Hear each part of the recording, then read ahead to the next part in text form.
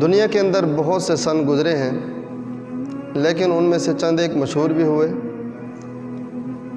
یہودیوں کا سن 3700 قبل مسیح سے شروع ہوتا ہے، اور سن عیسوی جو پہلے رومی کیلنڈر تھا، بعد میں یوم حضرت عیسیٰ علیہ السلام کی پیدائش کی طرف اس کو منسوب کر دیا گیا۔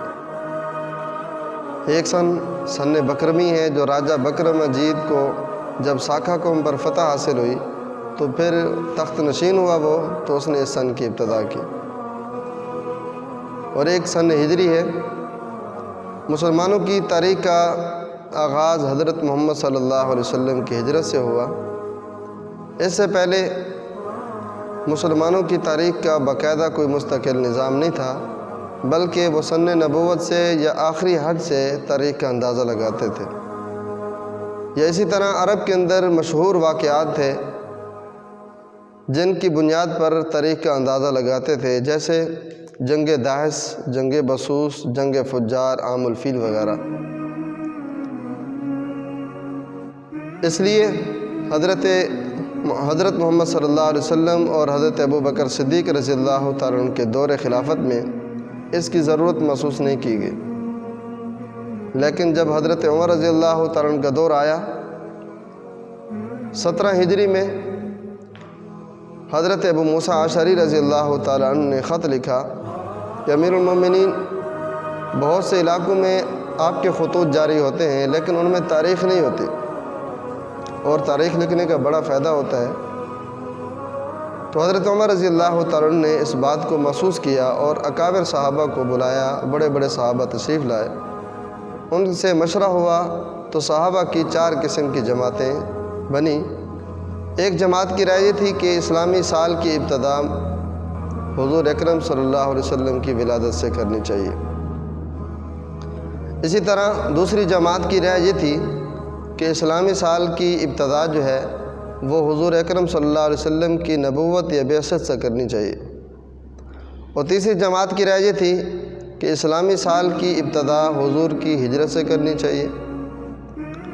اور چوتھی جماعت کی رائے یہ تھی کہ اسلامی سال کی ابتدا حضور اکرم صلی اللہ علیہ وسلم کی وفات سے کرنی چاہیے۔ حضرت عمر رضی اللہ تعالیٰ عنہ نے ان تمام کی باتیں سنی اور اس پر باقاعدہ بحث و مباحثہ بھی ہوا۔ آخر میں امیر المومنین حضرت عمر نے فیصلہ سنایا کہ حضور کی ولادت اور بعثت سے تو ہم اسلامی سال کی ابتدا نہیں کر سکتے۔ اس کی وجہ یہ ہے کہ حضور کی ولادت کے دن میں اور بعثت کے دن میں اختلاف ہے، تو اس لیے اسلامی سال کی ابتدا ان سے نہیں کر سکتے۔ اور دوسری بات کہ حضور کی وفات سے بھی اسلامی سال کی ابتدا نہیں کر سکتے، کیونکہ یہ حضور کی وفات کا سال جو ہے یہ اسلام اور مسلمانوں کے غم کا سال ہے، اور غم والے سال اسلامی سال کی جو ہے ہم ابتدا نہیں کر سکتے۔ تو تمام صحابہ کا اس بات پر اجماع ہوا کہ اسلامی سال کی ابتدا جو ہے وہ ہجرت سے کرنی چاہیے، تو تمام صحابہ اس پر متفق ہوئے اور اسلامی سال کی ابتدا ہجرت سے مقرر ہوئی۔ پھر اسی مجلس کے اندر ایک دوسرا مسئلہ اٹھا کہ سال کے 12 مہینے ہیں، اور ان 12 مہینوں میں سے اسلامی سال کے اسلامی پہلا مہینہ جو ہے وہ کون سا ہونا چاہیے۔ تو اس میں بھی 4 صحابہ کرام کی جماعتیں بنی۔